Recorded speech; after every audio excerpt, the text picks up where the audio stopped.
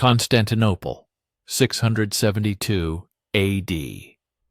The Arab fleet stands at the walls of the last bastion of Christendom. 1,800 ships blockade the harbor.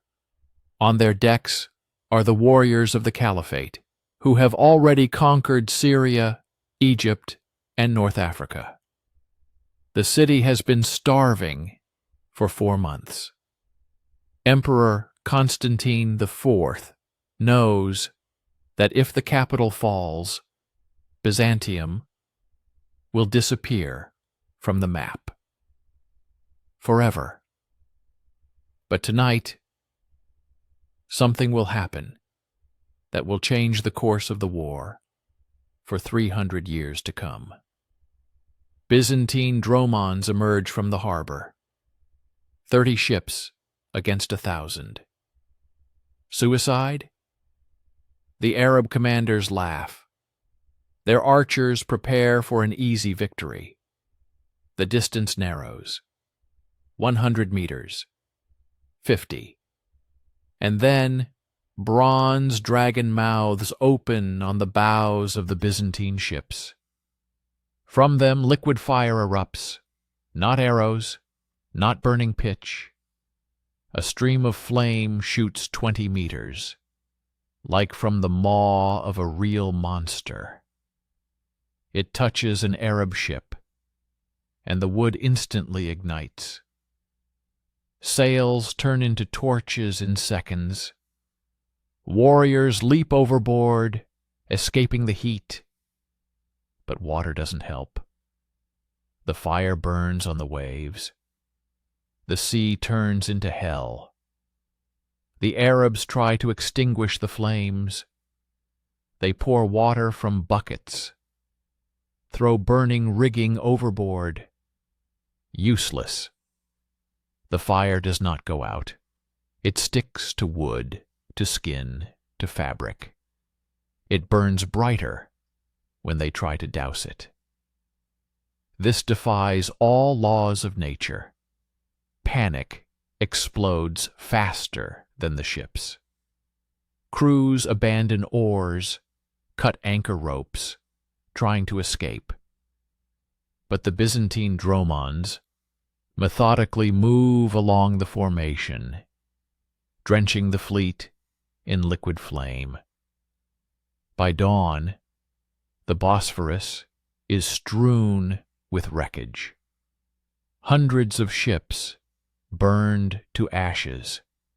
Thousands of warriors drowned or burned alive. The Arab fleet retreats, losing 1/3 of its forces in one night. Byzantium survives. But the main question remains unanswered. What was it? Where did a besieged city get a weapon that turns water into an ally of fire? Why would Byzantium's enemies fear this flame more than dragons from legends? And why would the formula for this weapon remain a secret for 700 years, then disappear forever, taking the secret to the grave of the empire? This is the story of Greek fire, a weapon that saved civilization, and a mystery that remains unsolved to this day. 672 A.D. Constantinople is suffocating under blockade. The Arab caliphate stands at the gates of the last stronghold of the Christian East. Egypt has fallen. Syria has fallen. North Africa has fallen. Now it's the capital's turn. Emperor Constantine IV has no army capable of stopping the enemy, no fleet equal to the Arabs. Only one thing remains: a miracle. And the miracle comes in the form of a refugee. Callinicus of Heliopolis, a Syrian Christian engineer. His hometown, Baalbek, an ancient center of science and crafts, was captured by the Arabs a year ago. Callinicus flees north, across mountains and deserts, carrying with him The only thing he has left: knowledge. The formula for a fire that water cannot quench. A secret he had developed for years, studying oil, sulfur, and chemical reactions known since the alchemists of Alexandria. The emperor receives him not as a refugee, but as a savior. Because Constantine understands, the time for ordinary weapons has passed. Walls will not stop the Arabs. They have already taken dozens of cities with stronger fortifications. Soldiers will not help. There are too few of them. Something is needed that the enemy has not seen, something that will break their will before they reach the gates. Callinicus is given unlimited resources, a secret laboratory, somewhere deep within the great palace. The empire's best craftsmen work under him. Bronze smiths cast siphons. Chemists mix components according to his instructions. Shipwrights retool dromons for the new weapon. All in strict secrecy. Even the generals don't know what is being prepared. 2 years pass. The Arab fleet stands in the Sea of Marmara. The blockade chokes the city. But the Byzantines do not surrender, because they know they have an ace up their sleeve, a weapon that the emperor personally tested in secret exercises, a fire that turns the sea into hell. And on a summer night in 674 AD, Callinicus proves that his formula works. Arab ships burn. Water does not save them. The enemy flees in panic. Byzantium gets a reprieve from the siege for 4 years, enough to survive. But who was Callinicus really? A genius? An alchemist? Or a man who stole an ancient secret and sold it for refuge? Byzantine chronicles are silent. They call him a savior, but do not reveal his biography. As if the empire was ashamed that its main weapon was not created by a Roman, but by a Syrian, a refugee, a stranger. History has not even preserved the year of his death. Callinicus disappears from the annals as suddenly as he appeared. Perhaps he died soon after the invention.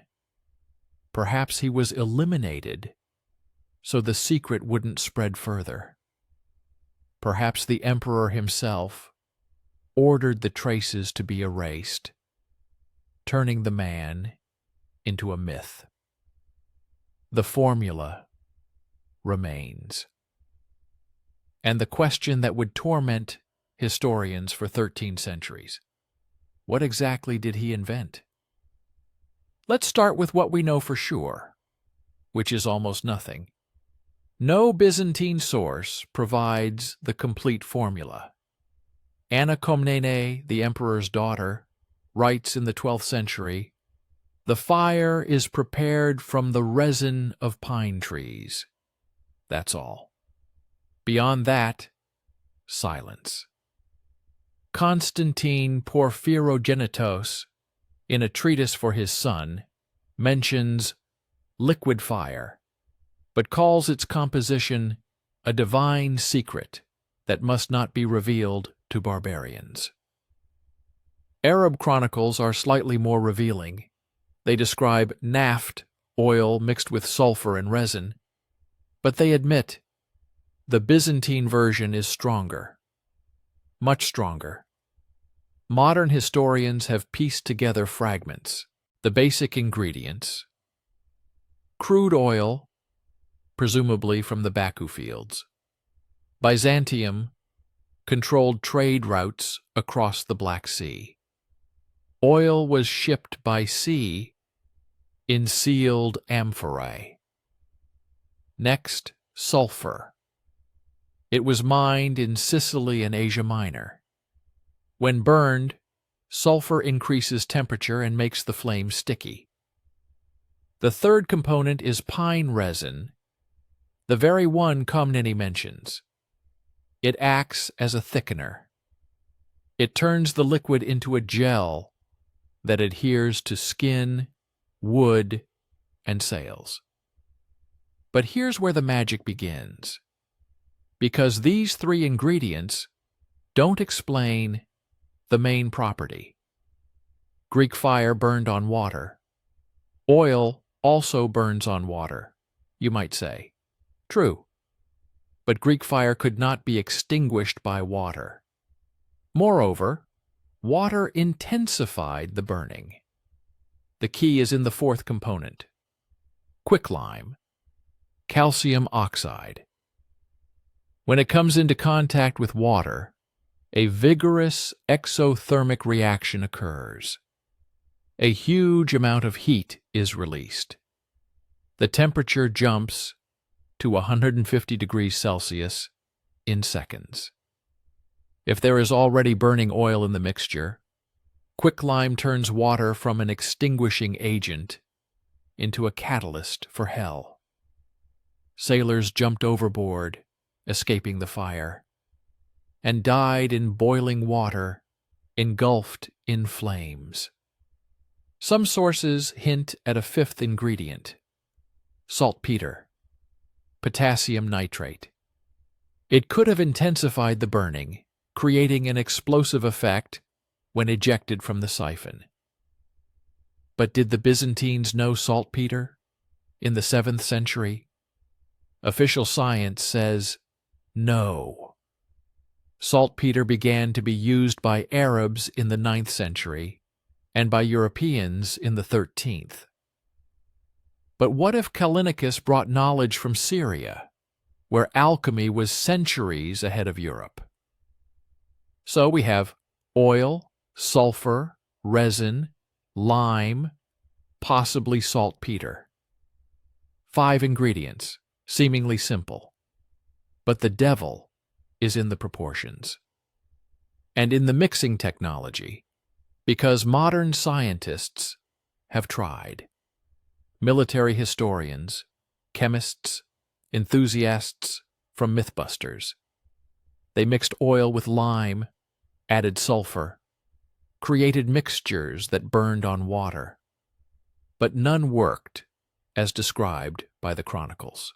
The range of projection, a maximum of 5 meters instead of 20, lower temperature. The fire could be put out with sand or vinegar, although Byzantine sources claim nothing helped. What is missing? A secret 6th component? Or is it not about chemistry but physics? Perhaps the Byzantines knew a way to heat the mixture before ejection, creating pressure that modern reconstructions do not account for. Perhaps the siphons were more complex than they seem, and the delivery technology was more important than the formula. There is no answer. The formula died. Only the effects remained. And the maddening question, how did medieval alchemists create a weapon that the 21st century cannot replicate? The formula was a state secret of a level the modern world didn't know until the Manhattan Project.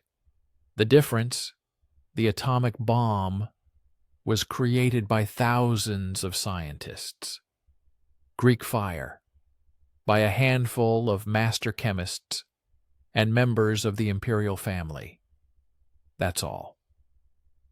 Callinicus passed the secret to Emperor Constantine IV personally, verbally, without records.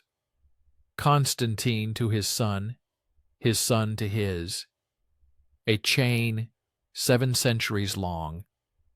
One break, and the knowledge dies. This is exactly what happened. But as long as the empire held, the system worked flawlessly. Master chemists swore an oath of silence before the emperor and God. Revealing the secret was punishable not just by death, but by eternal damnation. Excommunication. The curse of 7 generations of your lineage. In the Middle Ages, this was worse than torture. Even on their deathbeds, the masters did not write down the formula.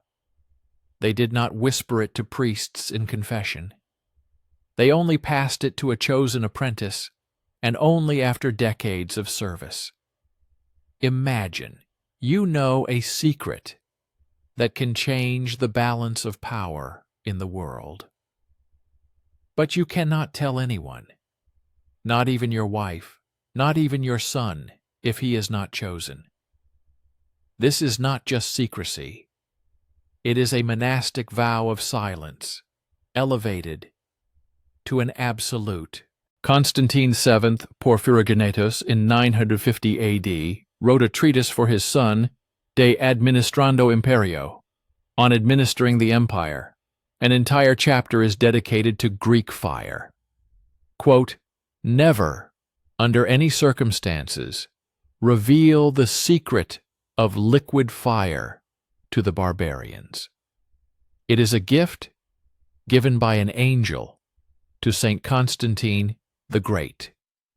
Whoever violates this prohibition will be cursed in this life and the next." Note the wording, not Callinicus's invention. A gift from an angel. This is no longer military technology. It is a sacred relic. Religious mystification as a tool of control. Brilliant. Because betraying a military secret is treason against the emperor. It can be excused, forgiven, bought off. But betraying a divine gift? That is a sin against God. Unforgivable. The Byzantines went further. They spread legends that Greek fire was created by prayers, that masters fasted for 3 days before mixing the components, that the formula only worked if blessed by the patriarch. Nonsense, of course, but the enemies believed it, and belief is already half the victory. Even the generals who used the weapon did not know its composition. They were delivered sealed bronze reservoirs. Opening them was forbidden under penalty of death. Loaded the siphon, used it, returned the empty reservoir. That's all. A system of knowledge compartmentalization, like in modern special services. Everyone knows only their part. No one sees the whole picture. Now compare this with the Arabs. They captured Byzantine ships, took sailors prisoner, tortured them, offered gold, landwives nothing, because the sailors did not know the formula. They knew how to press the siphon lever. That's all. Once the Arabs got lucky. The 820s. They captured a Byzantine dromon with an intact siphon and remnants of the mixture in the reservoir. The caliph ordered the best alchemists of Baghdad to recreate the formula.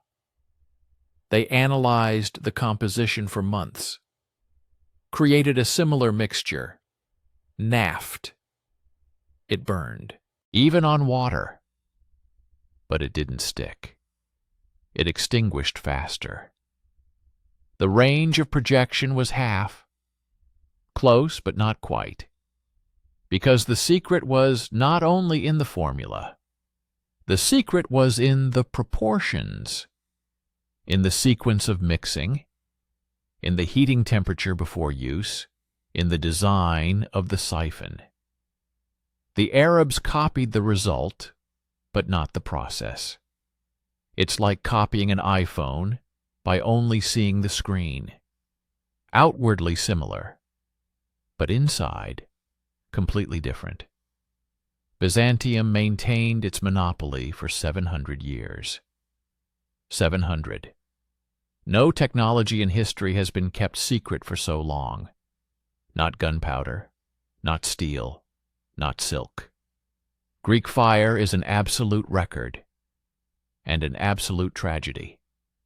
Because when the empire fell, the secret died with it. Imagine a bronze tube 2 meters long, the diameter the size of a human arm. At the end, a dragon or lion head, mouth agape. A nozzle protrudes from the mouth. Inside, a system of pumps, bellows, valves. At the back, a reservoir with the fiery mixture. This is the kerosiphon, the Byzantine flamethrower. The principle of operation is like blacksmith's bellows, only instead of air, liquid hell. 2 men pump the bellows, create pressure. The mixture from the reservoir is fed into the tube, heated, passes through a narrow nozzle, erupts outward with tremendous force. Range 15 to 20 meters. Some sources speak of 30. Modern flamethrowers reach 50. But in the 7th century, 20 meters was magic. And now, the most terrifying part. The mixture ignited itself, either from contact with air or from reaction with water. Or there was an open flame at the nozzle, a wick. It's not precisely known, but the result is the same. A stream of burning liquid erupts from the dragon's mouth. It flies in an arc, falls on the ship, sticks to the wood, to the sails, to the people, and burns. Burns so fiercely that water doesn't help, because it contains quicklime. It reacts with water, releases heat. The fire intensifies. The siphon crew, at least 3 people, 2 pump the bellows. The 3rd aims the tube, controls the flow. This is sniper work. You have to account for the rocking of the ship. Wind, target speed. To miss means to waste precious mixture. To hit means to doom the enemy ship to death in minutes.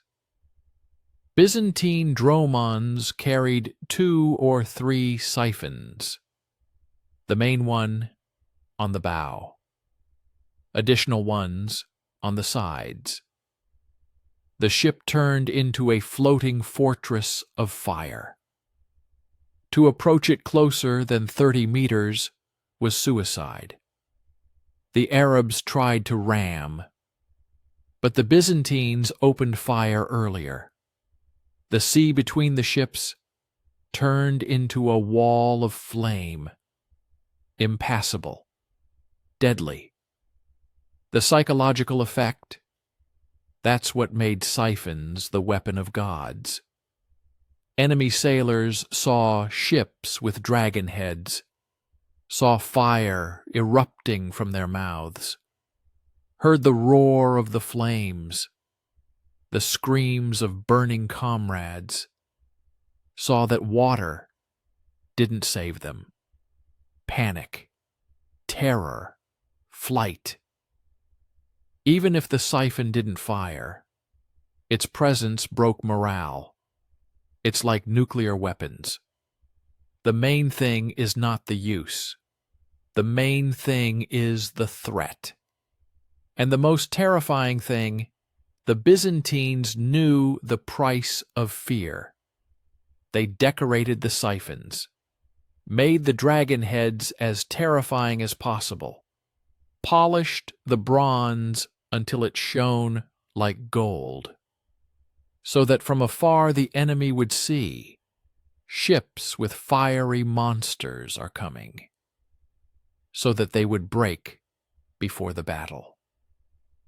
Because the most powerful weapon is not fire. The most powerful weapon is the fear of fire that cannot be extinguished. 674 A.D. Constantinople is surrounded. From the sea, 1,800 Arab ships. From land, 80,000 caliphate warriors. The most powerful army in the world against the last bastion of Christianity. Byzantium is starving. Supplies are running out. Emperor Constantine IV knows, if the capital falls, Europe is next. The Arabs will reach Rome, Paris, London. Everything will be decided here, now. 4 years of siege, 4 years of blockade. The Arab fleet controls the Sea of Marmara. All supply routes are cut off. The city is slowly dying. But the Byzantines hold on, because they have a secret, a weapon the Arabs haven't seen yet. Callinicus works day and night, prepares the mixture, adjusts the siphons, waits for the moment. Summer 678 A.D. The decisive battle. The Arab fleet prepares for the final assault. They plan to land troops near the walls, take the city from sea and land simultaneously. The Byzantines bring their dromons out of the harbor, 30 ships against hundreds. Suicide? No. Calculation? Night. Byzantine ships approach the Arab fleet. Distance, 50 meters. The Arabs prepare for boarding. And then fire erupts from the bronze heads. Liquid, sticky, flying across the water like a snake. The first Arab ship ignites in seconds. Sails burn, deck burns. People jump into the water burns. They drown in fire. Second ship, third, fifth, 10th. Greek fire spreads faster than the Arabs can row. The wind spreads the flames. The ships are tightly packed. The fire jumps. A chain reaction. In an hour, 200 ships are destroyed. The sea has turned into hell. Arab chroniclers write, "It seemed as if the sky had fallen into the water." Panic. The Arab fleet flees. Ships collide with each other, sink without a single Byzantine blow. Just from chaos. Commanders lose control. Sailors refuse to row towards the enemy. Some cut anchor ropes and head for the open sea. Some surrender. Some just stand and watch their comrades burn. By morning, it's all over. Of 1,800 ships, less than half remain. Losses, up to 30,000 men. The land army, seeing the defeat of the fleet, retreats. The siege is lifted. Constantinople is saved. Byzantium survived. And Greek fire became a legend. The Arabs will return, again and again. But now they know the Byzantines have a weapon that defies the laws of nature. Fire that burns on water. And that changes everything. Because the fear of the unknown is stronger than any army, stronger than any fleet, stronger even than faith in Allah. 20 years passed.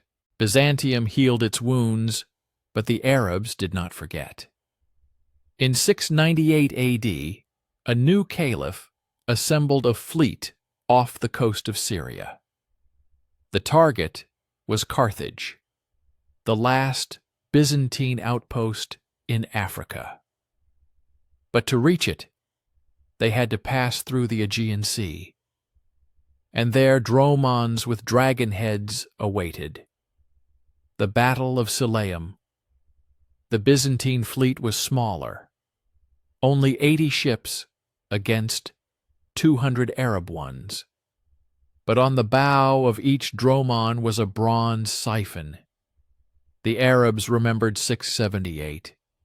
They remembered how the water burned. But an order was an order. They attacked. The Byzantines waited. Let them approach. 50 meters, 30, 20, and then fire. The first volley incinerated the vanguard. 10 ships turned into torches in a minute. The Arabs tried to maneuver, but Greek fire didn't miss. It clung to the wood, to the sails, to the people. Water didn't save them.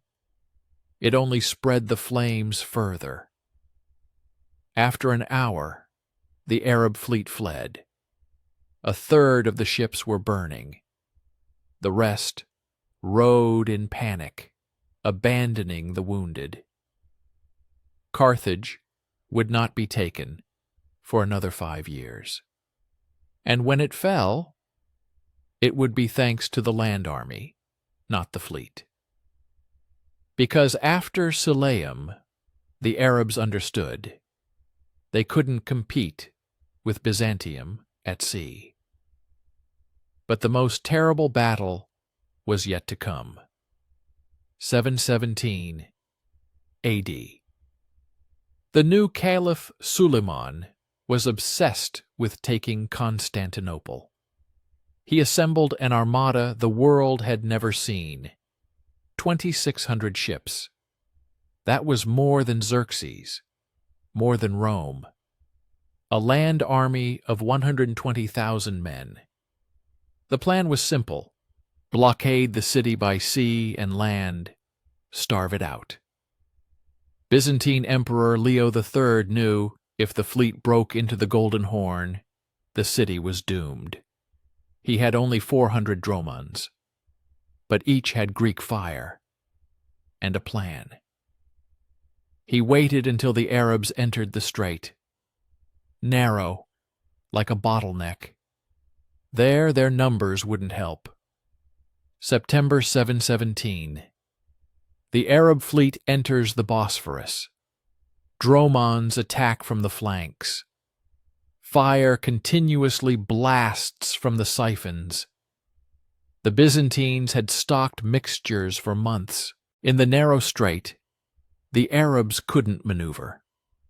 Ships collided, burned, sank.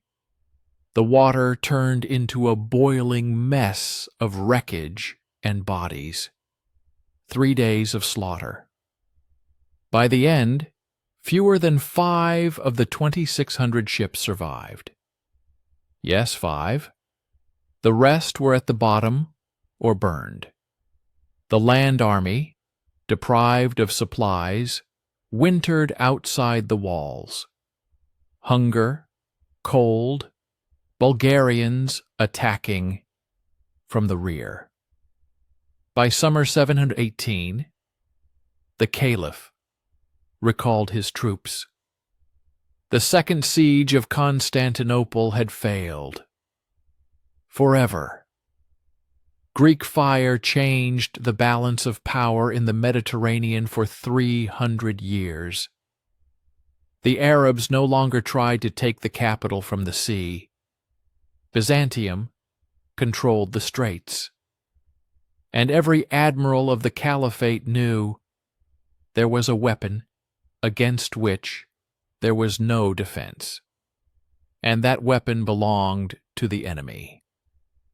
But the Byzantines did not stop at the fleet.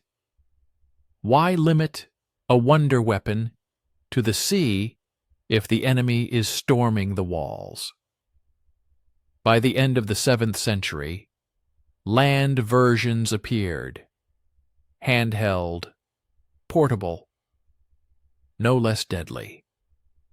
First, cheirobalistrae, clay vessels the size of a fist, filled with the fiery mixture.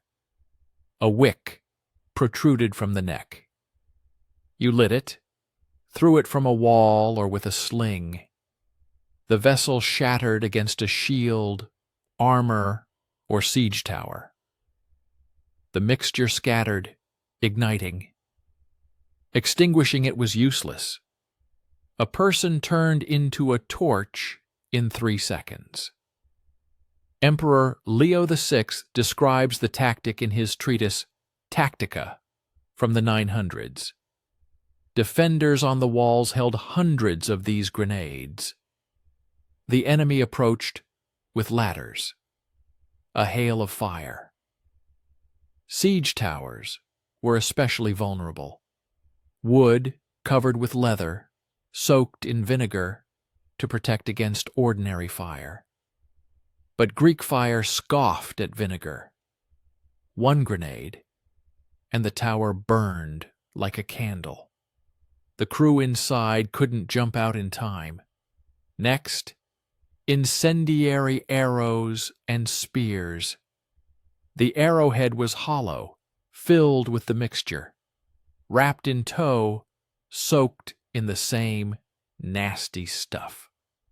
The arrow flew, the mixture ignited from friction with the air or on impact. A hit on a wooden shield.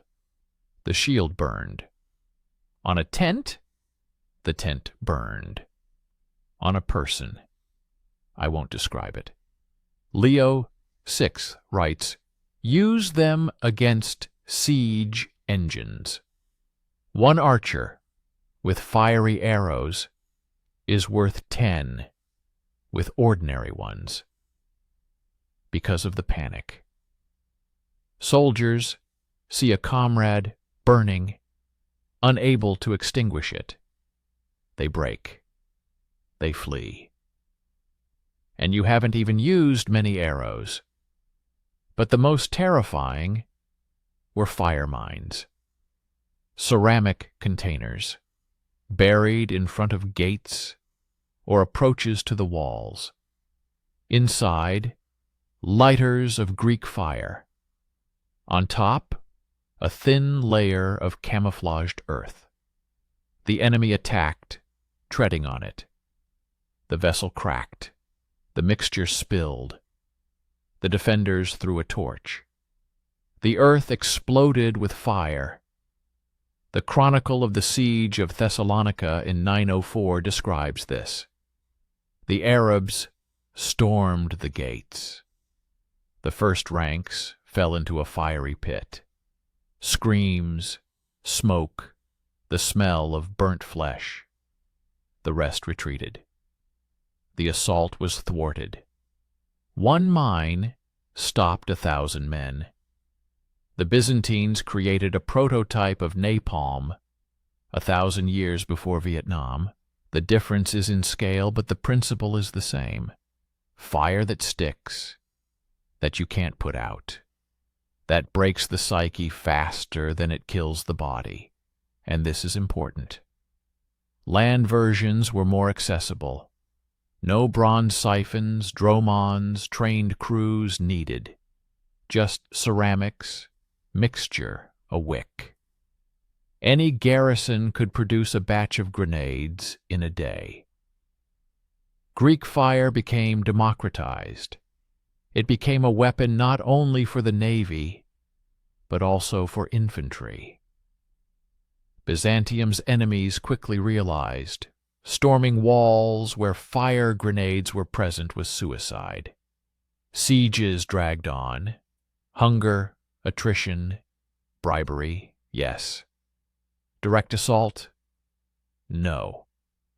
Because fire on land killed just as effectively as at sea, and it scared just as much. The enemies were not idiots. They saw what Greek fire did, and they wanted some for themselves. The Arabs were the first to try. Logical. They had lost thousands of ships, tens of thousands of men. They had seen the sea burn. They captured Byzantine dromons with siphons, took sailors, engineers prisoner, even tortured masters. But they didn't get the formula, because none of the captured knew it. The secret was kept by 3 or 4 people in the empire. The rest simply used the prepared mixture. The Arabs created their own version. They called it naft. The base was crude oil from Baku in Persia. They added sulfur, resin, sometimes saltpeter. The result was an incendiary mixture. It burned. It stuck. But it worked worse. It didn't self-ignite. It could be extinguished with water, if poured quickly, and in large quantities. The range of projection was half. Close, but not quite. The Rus tried in 941. Prince Igor led a fleet to Constantinople. 1,000 longboats. Confidence in victory. The Byzantines sent 15 old dromons with siphons.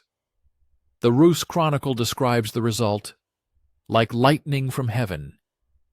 The water burned. The Rus threw themselves into the sea and drowned in their armor, escaping the fire. The fleet was destroyed in 3 hours. Igor returned home with the remnants. He tried to get the secret through merchants, envoys, spies. It didn't work. Bulgarians, Hungarians, Pechenegs, all tried. They bribed Byzantine defectors. They sold formulas, but these were fakes. Either deliberate misinformation or guesses by those who didn't know the truth themselves. The enemies created mixtures, tested them, failed. Their incendiary compounds worked, but not the same way, not with the same terror, not with the same inevitability. Even the Crusaders in 1204, after capturing Constantinople, searched for the formula. They plundered the imperial palace, libraries, armories. They found siphons. They found remnants of the mixture. But they found no records, because there were none, or they were destroyed at the last moment. The Latins ruled Constantinople for half a century. They never learned to make real Greek fire. Why did copying fail? 3 reasons. First, the formula was more complex than it seemed. Not just mixing ingredients. Proportions, sequence, temperature regime were needed. One mistake. The mixture doesn't work or explodes during production. Second, siphon technology. Without correct pressure, angle nozzle design, range drops, fire extinguishes. Third, psychology. The Byzantines surrounded the weapon with mysticism. Enemies feared it more than they should have. This fear hindered objective analysis. But the enemies did not give up. They learned. They created analogs. By the 13th century, Arabs, Mongols, and Chinese had their own incendiary mixtures. Gunpowder changed the rules of the game. Flamethrowers became archaic.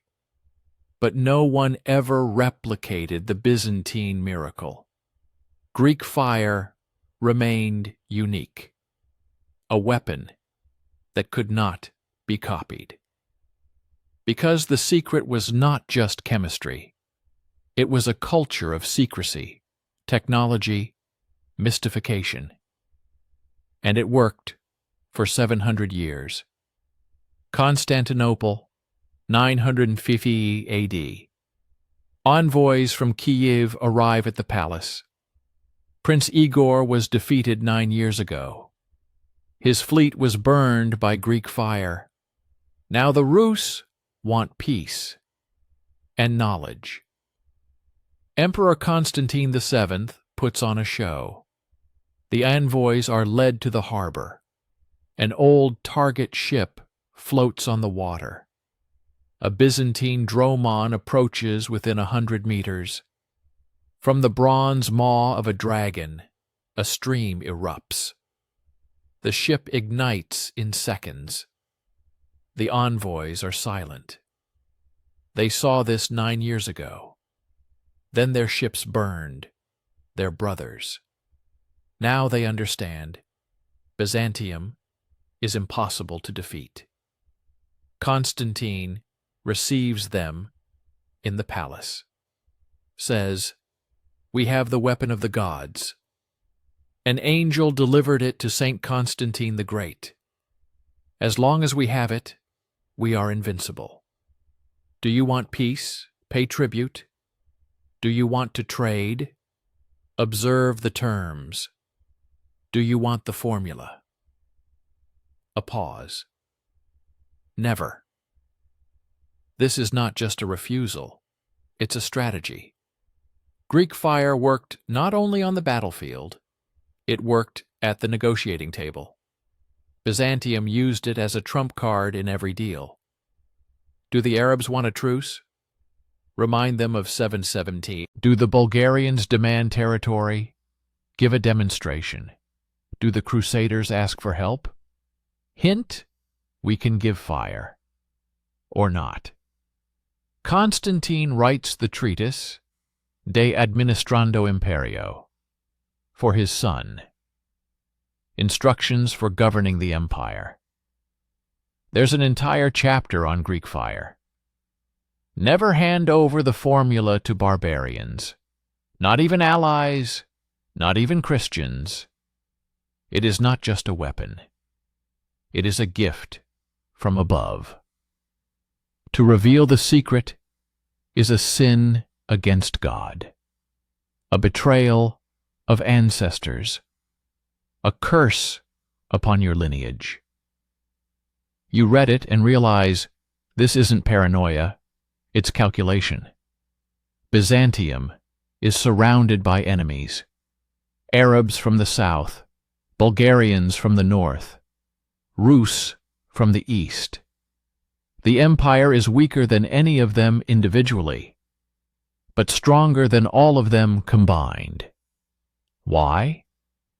Because it has what no one else does.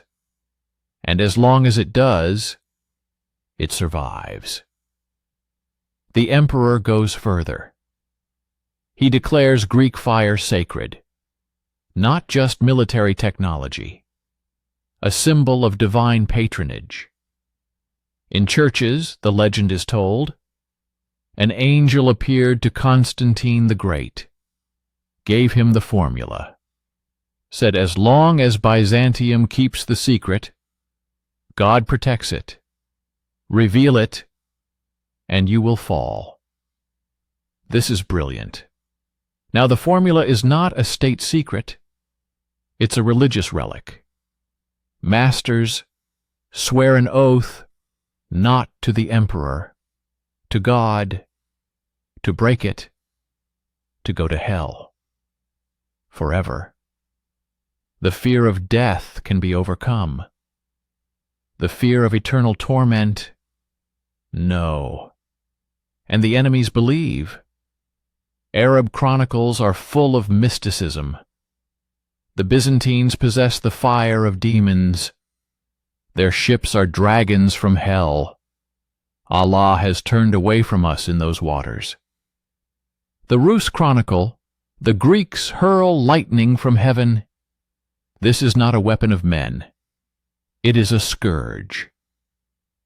The Bulgarian Khan, after his defeat, "We cannot fight against those for whom God fights." Psychological warfare. Byzantium loses in armies, fleets, money, but wins in mystification. Greek fire is not just 7th century napalm. It's a brand, a symbol of invincibility. And as long as enemies believe this, the weapon works, even when not used. The envoys leave Constantinople, carrying gifts, treaties, fear. They tell at home about the demonstration in the harbor, about the emperor's words, about the angel in the formula. And princes, caliphs, khans think twice before attacking.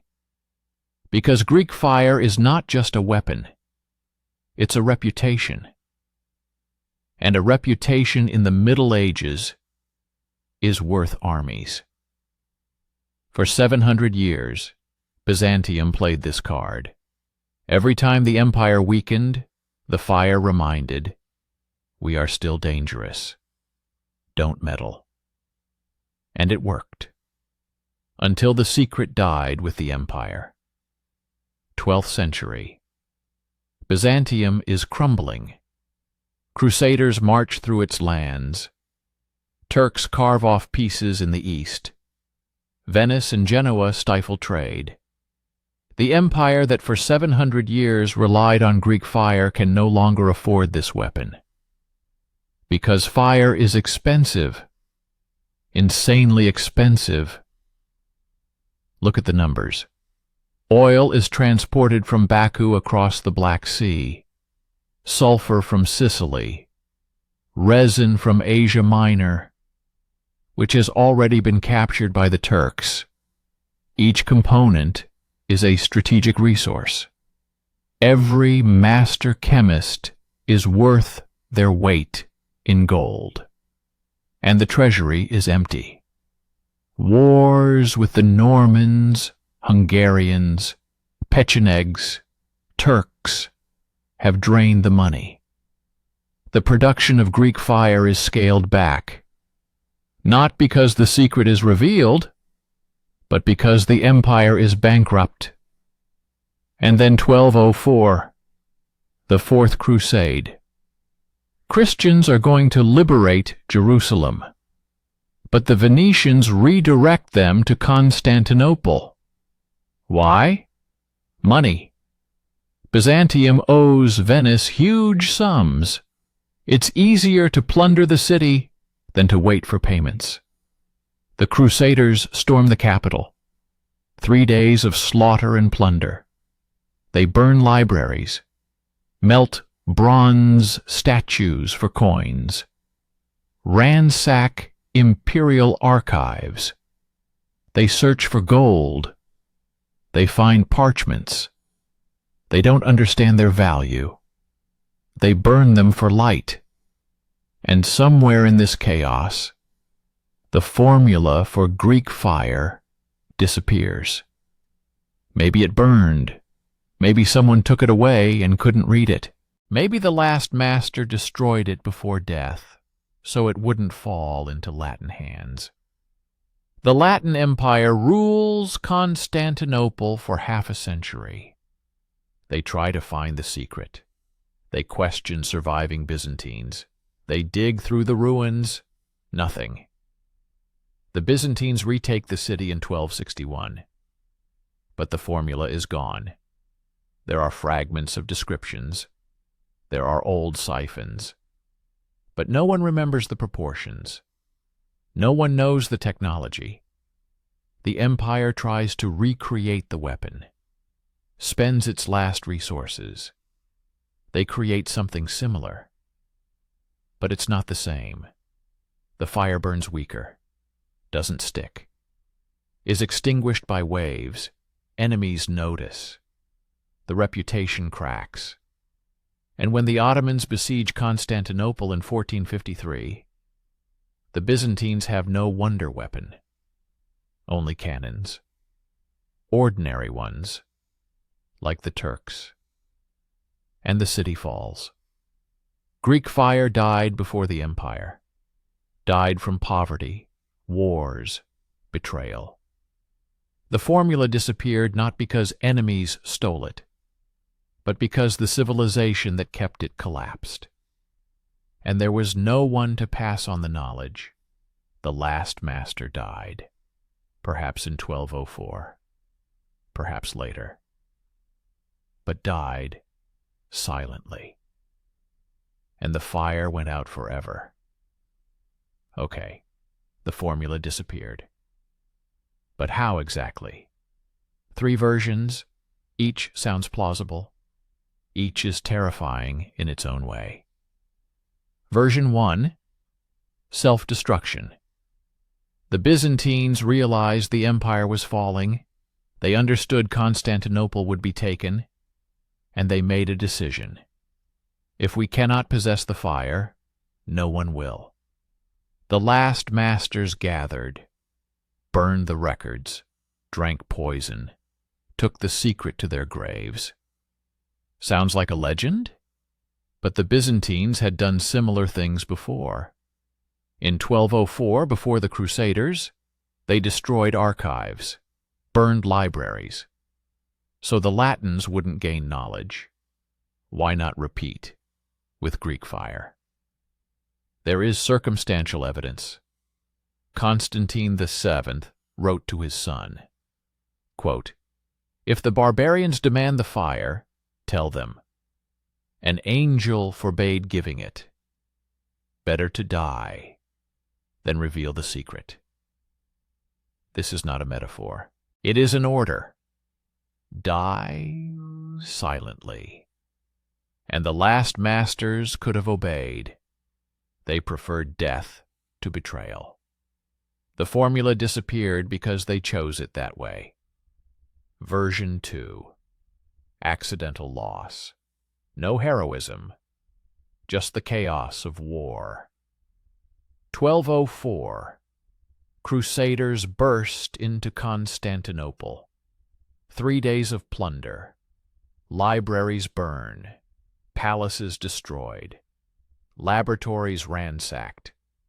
Masters killed or fled. Records burned along with thousands of manuscripts. The formula was on parchment. Parchment burns excellently, especially when drunken knights burn everything in sight, searching for gold. Modern historians have calculated. In 1204, more ancient texts were destroyed than during the fall of Rome. Works of Aristotle, Plato, Byzantine chronicles, all burned. Why should Greek fire have survived? It wasn't special to the Crusaders. They didn't know what they were looking for, burned it along with everything else. And the formula disappeared not because someone wanted it to, but because war spares nothing. Version 3. The most terrifying. The formula did not disappear. It was recorded. Documents survived, but became useless. Because the secret was not in the recipe, but in the process. Imagine you have instructions on how to build a nuclear reactor, but you don't know where to get uranium, how to enrich it, what temperature to maintain, how long. The instruction is useless without context. Greek fire could have been like that.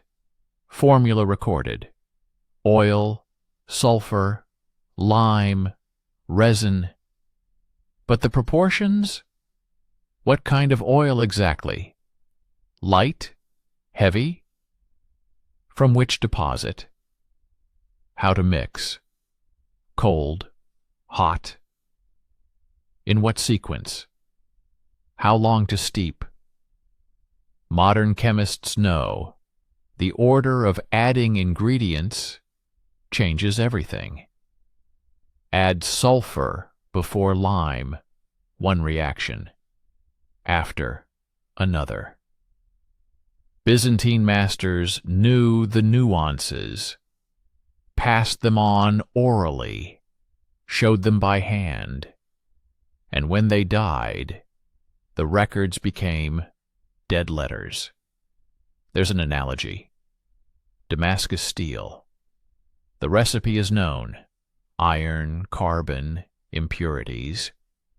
But they can't recreate it to this day, because the secret is in the forging technique. How many times to strike? At what temperature? How to cool? Masters died. Technology died. Greek fire could have disappeared the same way. Which version is true? We don't know. Perhaps all three at once. Some records were intentionally destroyed, some burned accidentally, and what remained became useless without the masters. The result is the same. By the end of the 13th century, the formula was gone. Byzantium tried to restore it, failed. And when the Ottomans arrived in 1453, the defenders had no miracle, only the memory of it. And that didn't save them.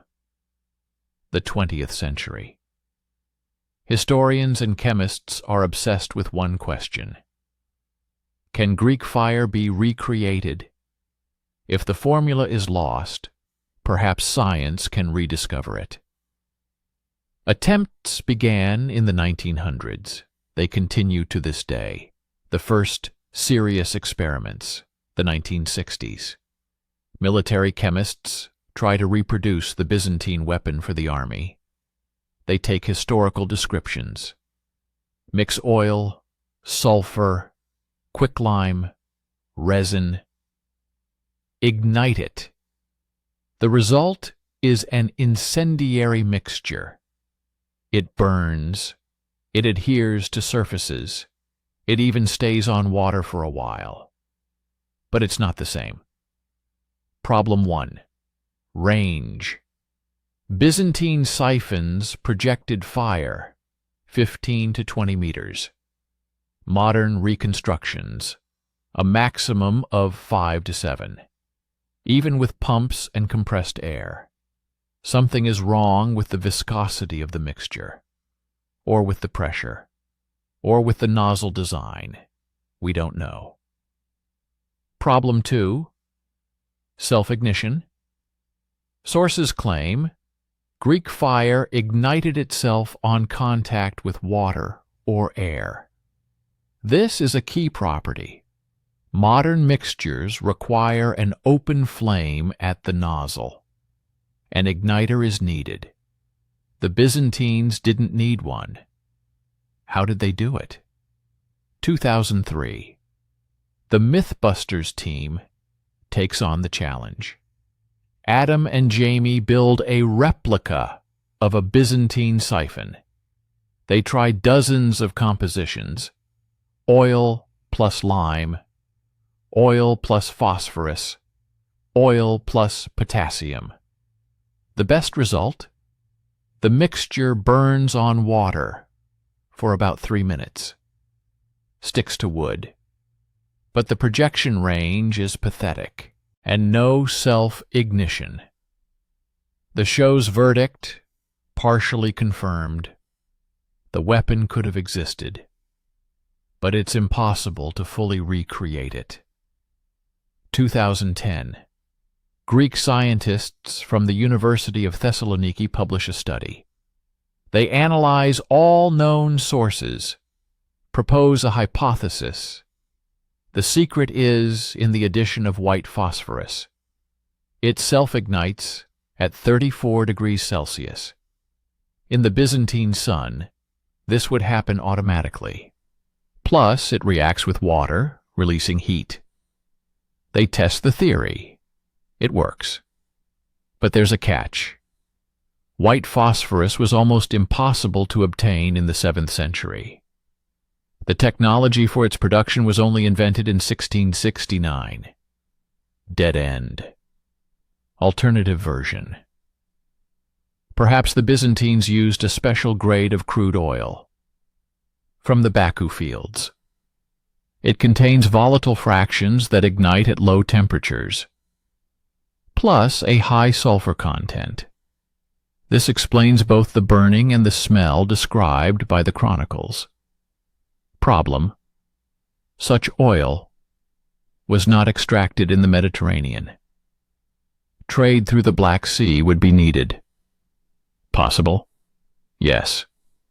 Provable? No. 2018. The last major attempt. British military historians in collaboration with Oxford chemists. They build a full-scale replica of a Byzantine droman with a bronze siphon. They test 47 different compositions. Closest to the descriptions: oil, calcium nitrate, sulfur, resin. The mixture burns on water for up to 5 minutes. Flame temperature 1000 degrees Celsius. Projection range 12 meters. Impressive, but still not 100% consistent with the sources. Here's what we know for sure. Greek fire can be partially reproduced, creating an incendiary mixture that burns on water is real. 7th century technology allowed for it, but fully replicating all its properties, failure. Either the sources exaggerate, or we are missing a critical element: the formula or the technique. And you know what's strangest? The more science tries to unravel the secret, the more mysterious it becomes. Because every experiment proves the Byzantines knew something we don't. 700 years of monopoly on a weapon. In the Middle Ages, when secrets were passed on in whispers. How did they do it? Modern science, with computers and laboratories, cannot repeat it. And a Syrian engineer in the 7th century could. This is either genius, or lost knowledge, or both. Wait. What if we've been asking the wrong question all this time? What if Greek fire was not at all what we believe it to be? Skeptics say directly, a myth, an exaggeration by chroniclers, propaganda. The Byzantines used an ordinary incendiary mixture, oil, resin, sulfur, and everything else was scare tactics for enemies, legends inflated over centuries, because victors need myths, and the vanquished need excuses. The Arabs lost not because they were weaker, but because the Byzantines had a weapon of the gods. Convenient? Very. It sounds logical. But here's the problem. Too many independent sources. Byzantine chronicles, Arab annals, the Rus, tale of bygone years, all describe the same thing. Fire that burns on water, that cannot be extinguished, that clings to skin and melts armor. If it's a myth, it's the most consistent myth in history. Byzantium's enemies hated the empire, but all unanimously declared, Greek fire is terror. Coincidence or fact? Archaeology finishes off the skeptics. Remains of siphons are found. Bronze tubes with delivery systems. Ceramic vessels with traces of burning inside. Chemical analysis shows oil, sulfur, lime. The weapon existed. It's not fiction. But its effectiveness, that's an open question. The compromise version goes like this. Greek fire was real, But its power was not just in chemistry, but in tactics, in psychology, in secrecy. Imagine you are an Arab, 7th century. You have never seen a flamethrower. Night. A ship emerges from the darkness. A stream of fire erupts from the dragon's mouth. The sea catches fire. Your comrades burn alive, jumping into the water. And the water doesn't save them. What do you feel? Terror. Panic. The thought that the Byzantines have summoned demons. Now imagine you are a Byzantine admiral. You know you have 100 ships against 1,000. But you have a weapon that the enemy fears to death. You attack at night. You use fire not to destroy the entire fleet. There won't be enough for that, but to create chaos. You burn a dozen ships. The rest flee in panic. Not because you are stronger, but because they are convinced you can burn them all. Psychological weapon. That's the real secret of Greek fire. Chemistry was important, but fear was deadlier. The Byzantines understood this, so they surrounded the weapon with mysticism. So they executed for revealing the formula. So they demonstrated it to envoys, not to kill, but to intimidate. And it worked for 700 years. Maybe we are looking in the wrong place. Maybe the secret is not in what burned, but in how they made people believe it was invincible. The Arab chronicler Al-Tabari describes the Battle of 717. He writes not about losses, not about tactics. He writes about how warriors refused to board ships. Commanders threatened execution. It didn't help. People preferred death by the sword to death by fire. Why? Because Greek fire shattered their worldview. Water extinguishes fire. This is a law of nature. A child knows this. A warrior burning in the sea understands nature is against him. The gods are against him. You cannot defeat something that violates the laws of the world. The Byzantines used this. They didn't just burn ships. They burned faith in victory. A modern analogy. Nuclear weapons. How many times have they been used in battle? Twice. Hiroshima, Nagasaki. And how many wars have they prevented? Dozens? Not because bombs were dropped, but because they could be dropped. The fear of use is stronger than the use itself. Greek fire worked the same way. The Byzantines won battles without starting them. Constantine VII arranged demonstrations for foreign envoys, invited them to the harbor, showed naval exercises. Drones formed up. Fire erupted from dragon heads. The sea turned into hell. The envoys returned home, reported to their rulers, "Do not mess with Byzantium. They have the devil's weapon." And the rulers listened, because they saw the fear in the eyes of the witnesses. The numbers confirm it. From 672 to 1071, 400 years, no enemy fleet took Constantinople from the sea. Not because all attacks were repelled by fire. Most attacks didn't happen at all.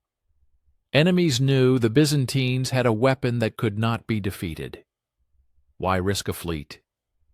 Easier to find other ways. Or not fight at all. Rus Prince Igor attacked in 941. His fleet was burned. The survivors returned to Rus. They told, the Byzantines hurl lightning. The Rus Chronicle recorded, as if fire from heaven. 4 years later, Igor returned, but not with a fleet, with a land army, and immediately began negotiations. Did not fight, because he remembered the fire. One defeat changed the strategy of an entire state for a generation. The Byzantines enhanced the effect with religion, declared Greek fire a divine gift. An angel delivered the formula to St. Constantine. Using it against Christians was a sin. Against pagans and heretics, God's will. This made the weapon not just dangerous, but sacred. To fight Byzantium meant to fight God. A psychological blow to the enemy's morale. Compare with modernity, chemical weapons. Technically no more complex than ordinary bombs, sometimes even less effective. But the taboo on their use is absolute. Why? Because they evoke primal terror, invisible death, agonizing torment, violation of the unwritten rules of war. Greek fire was the same kind of taboo, only in reverse. The Byzantines had the right to use it. Everyone else did not. And that was enough. Perhaps the real formula was simpler than we think. Perhaps oil, sulfur, lime, and that's all. But mystification made it invincible. Enemies believed the secret was irreproducible, that the formula was from the gods, and did not try to copy it seriously. And those who tried failed. Not because the formula was complex, but because they believed in failure beforehand. This is the true weapon of Byzantium. Not fire, the fear of fire, not chemistry, the legend of chemistry. The empire lasted 1,000 years not because it was the strongest, but because enemies thought it was the strongest. And Greek fire was the main proof of that strength. As long as they believed in the fire, Byzantium stood. When they stopped believing, it fell. Byzantium fell in 1453. But Greek fire did not die. It mutated, transformed into an idea, into a doctrine, into a principle that changed warfare forever. This is what everyone who saw the burning sea understood. Technology defeats mass. One ship with a siphon is worth hundreds of oars. One master chemist is more valuable than 1,000 warriors. Byzantium proved you can be weaker, poorer, smaller, and win. If you have what the enemy doesn't. Europe learned, the Arabs learned, everyone learned from Byzantium. And by the 13th century, incendiary mixtures appeared everywhere. Arab naft, a simplified version of Greek fire. European alchemists brewed sulfur with oil, added saltpeter. Mongols hurled pots of burning pitch from catapults.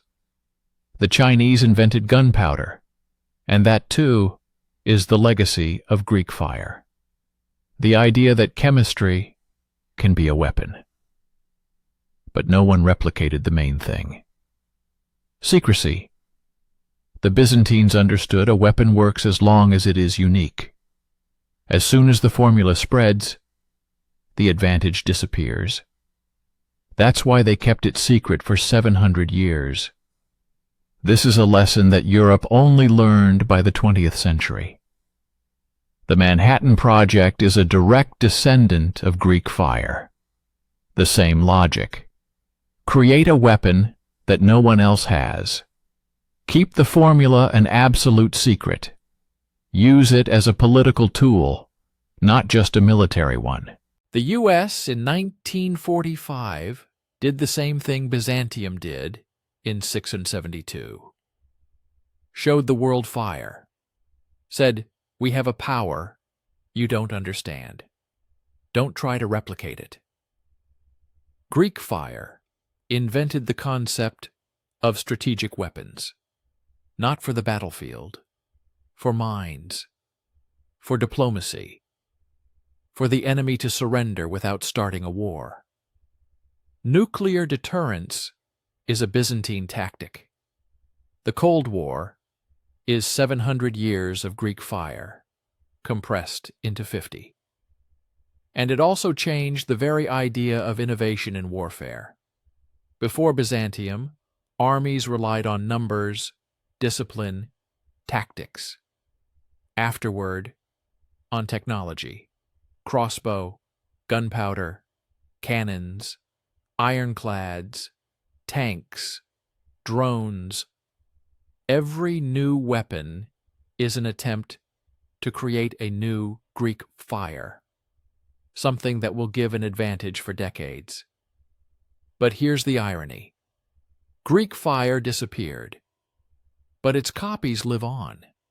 Napalm is the Greek fire of the 20th century. It sticks. It burns on water, impossible to extinguish. Incendiary bombs of World War II, the same idea.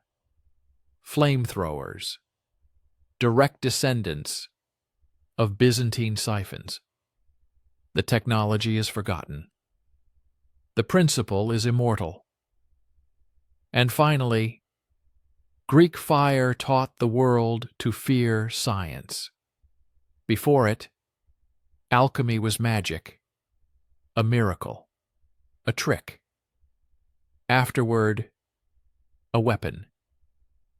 Byzantium showed a chemist is more dangerous than a general. A laboratory is scarier than a fortress. Knowledge kills more effectively than a sword. This legacy lives on.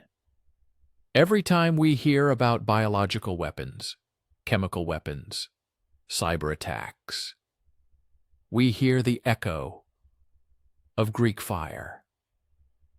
The fear that science will create something unstoppable, and that this something will fall into the wrong hands. Byzantium fell, but its fire burns to this day. In every secret laboratory, in every classified project, in every arms race. The formula is lost. The idea is immortal. Chroniclers didn't just record facts. They created myths. Byzantine chronicles of the 11th to 12th centuries describe Greek fire in the language of the apocalypse. Fire that does not extinguish in water. Fire sent by angels. A weapon granted by God to the chosen people. Anna Komnene, the emperor's daughter, writes as if describing a divine miracle, not a chemical mixture. This is no accident. Byzantium turned the weapon into a legend during its lifetime, so that enemies would fear not only the fire, but the very idea of fire. Illuminated manuscripts go further. In the 13th century Madrid skylitzes, Greek fire is depicted as a stream of flame erupting from the mouth of a bronze dragon. The artist draws not a document, but a nightmare. Ships burn green and red. People jump into the water, which also burns. The sea turns into hell. These images became ingrained in the medieval consciousness. Greek fire became an archetype, a symbol that technology can violate the laws of nature. Arab chronicles echo this. Al-Tabari calls it nar ummah, fire that knows no mercy. Ibn Khaldun writes, "The Romans possess a flame that does not submit to water. This is a sign that Allah has turned away from us." Even Byzantium's enemies admitted, this is not just a weapon. It is something else, something that changes the rules. Let's fast forward to the 21st century. George R.R. Martin creates wildfire for Game of Thrones, a green liquid that burns on water, destroys Stannis' fleet in the Battle of the Blackwater. A direct reference to Greek fire. Martin doesn't hide it. I read about the Byzantine weapon. It was too cool not to use. And he's right, because Greek fire is a ready-made plot, a secret weapon, a lost formula, the fear that it will fall into the wrong hands, a classic drama. Video games pick it up. In Age of Empires 2, Byzantine dromons shoot fire. In Total War, Attila, Greek fire is the most powerful naval weapon. In Assassin's Creed, Revelations, the hero finds the formula in the dungeons of Constantinople. Each time it's shown as a cheat code for reality, a weapon that breaks the balance, that gives an absolute advantage. And it's true, because that's exactly how it worked. Films are not far behind. In Ridley Scott's Kingdom of Heaven, Crusaders use incendiary mixtures in the defense of Jerusalem. Not Greek fire directly, but the aesthetic is the same. Fire as a last resort, as a weapon of desperation. History Channel documentaries reconstruct siphons, set fire to model ships. Viewers want to see how it worked, because descriptions are not enough. You need to see fire on water. You need to feel the impossibility. Why does this resonate so much? Because Greek fire is a fantasy about superiority through knowledge. The idea that one secret can change everything. That a small empire can defeat a giant caliphate if it possesses the right formula. It's every underdog's dream. And every person's nightmare who fears that the enemy will find such a formula first. Byzantium proved it is possible. And we cannot forget. Now the question that no one asked in the 8th century, but which burns today. Should Byzantium have shared the formula with its allies? With the Christian kingdoms that were bleeding under Arab swords? Constantinople remained silent, kept the secret. While Spain burned, while France fought off at Poitiers, Byzantine emperors hid the formula in the palace safes. Selfishness, or cold calculation? Arguments in favor of secrecy sound logical. Spreading the weapon would have led to an arms race. If the Franks got the formula, the Arabs would get it too. Through spies, traitors, captured ships. Then the advantage would disappear. Greek fire worked precisely because it was a monopoly. Give it to everyone, and it will turn into an ordinary weapon. Byzantium used it defensively, not for conquests, but for survival. Is this an excuse? But here's the counter-argument. 732 AD, Battle of Poitiers. Charles Martel stops the Arabs 200 kilometers from Paris. The Franks win, but lose thousands. What if they had Greek fire? How many lives would that weapon have saved? Byzantium watched as the Christian world burned and remained silent. Because sharing means losing a trump card.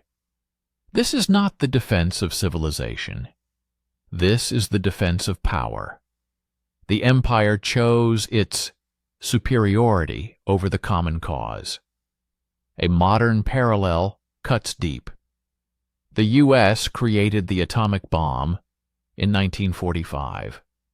Allies demanded access to the technology. Britain, France, later NATO. America refused. Held a monopoly until 1949, when the USSR detonated its own. The logic is the same. Proliferation increases risk. But this refusal led to the Cold War, the arms race, the Cuban Missile Crisis. Byzantine secrecy looks prudent, but its price was the distrust of allies and the isolation of the empire. Here's the harsh truth. Secrecy saved Byzantium, but it killed the idea of Christian unity. Every time the Franks or Venetians asked for help, Constantinople haggled. Greek fire became not a weapon of faith, but a tool of blackmail. Emperors used it as leverage in diplomacy. We will give fire if you recognize our authority, if you send troops, if you pay. The weapon of the gods turned into a commodity. And the Allies remembered this. 1204, the Fourth Crusade. Crusaders sack Constantinople. Not Arabs, Christians. Revenge for centuries of arrogance? Perhaps. Secrecy protected the formula, but it destroyed the empire. The formula disappeared forever.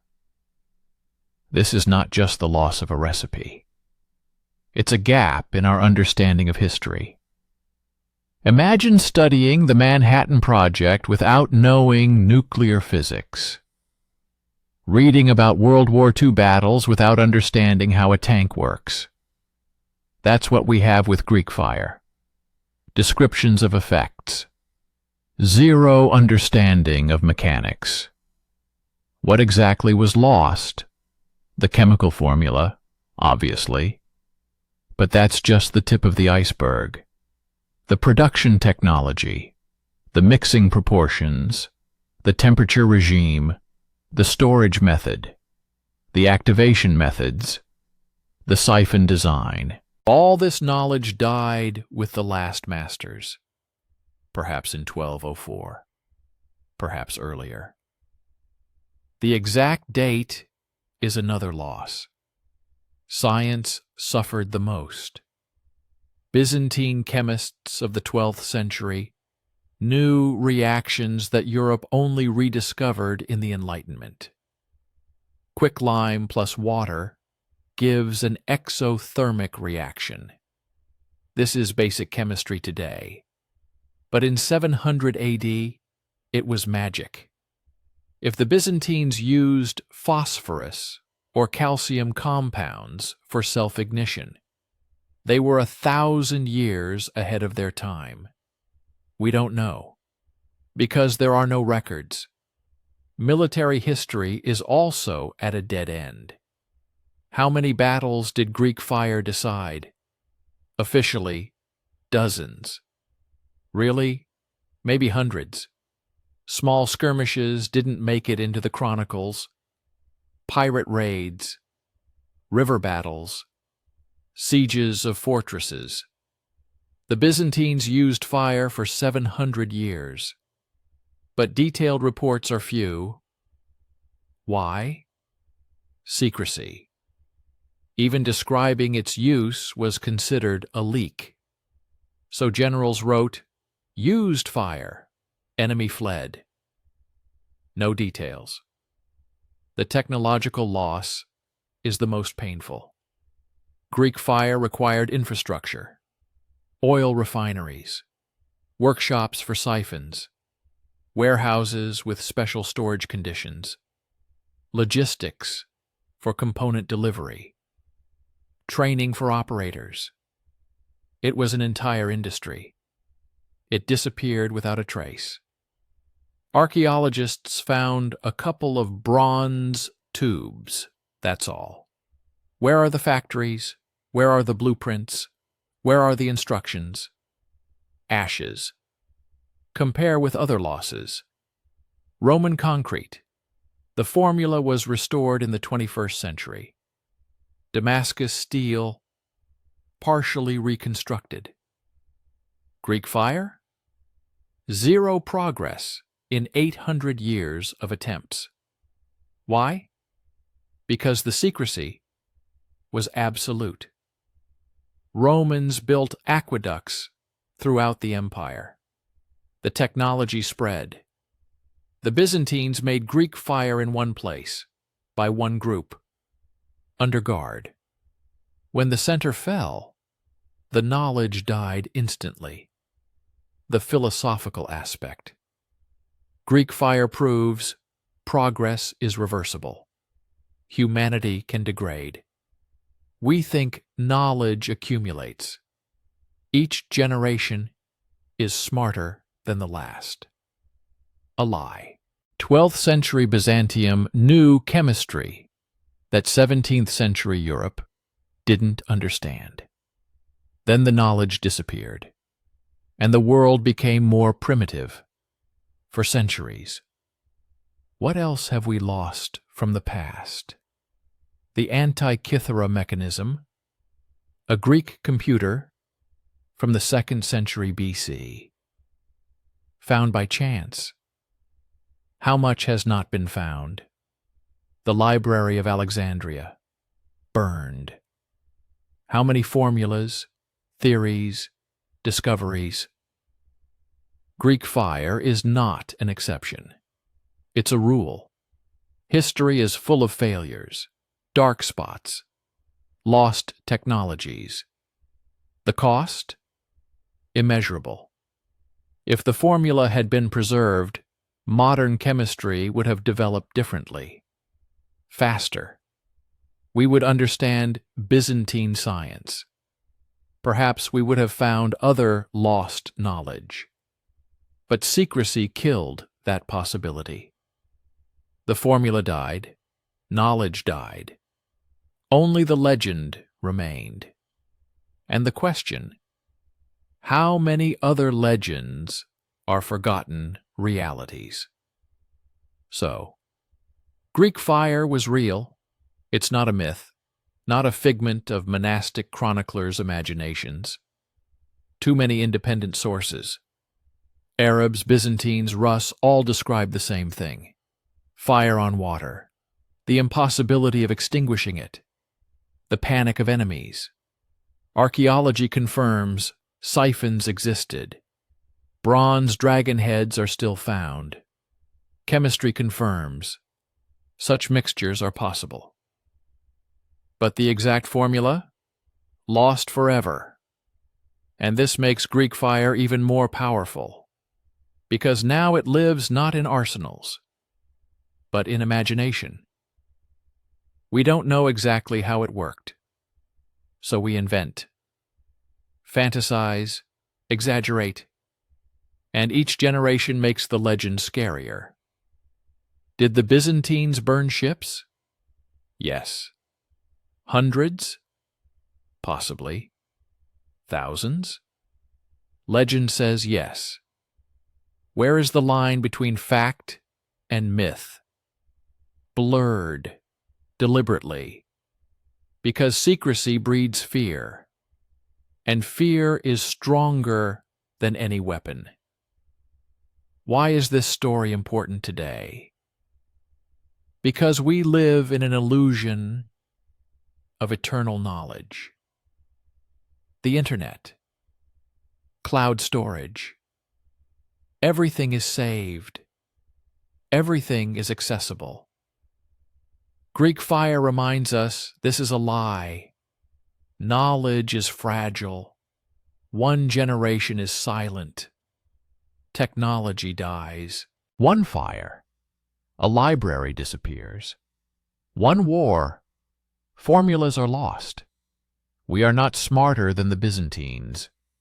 We just live in a different time. But what if civilization collapses tomorrow? How much knowledge will disappear in a week? In a month? Who remembers how to make antibiotics without Google? Imagine the last master. Constantinople, 1204. Crusaders burst into the city. Plunder. Kill. An old chemist hides in a basement. The formula in his head. No records, never were. Only memory. He dies of his wounds. The formula dies with him. The fire goes out. Forever. No one will know. No one will write it down. The secret becomes a mystery. The mystery becomes a legend. The legend lives for 800 years. And herein lies the paradox. The weapon disappeared, but the fear remained. Greek fire was feared more than dragons, not because it killed, but because it was incomprehensible. It violated the laws of nature. It was magic in a world of logic. And even now, when we know chemistry, physics, technology, we cannot replicate it. Not completely. Something is missing. Something is lost. And that is frightening.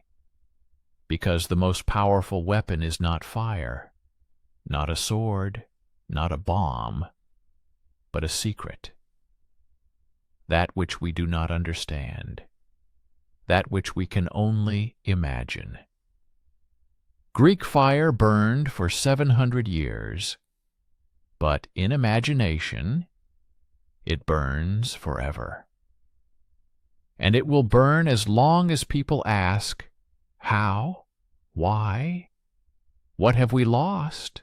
The fire has gone out, but the mystery remains. And that is scarier than any flame.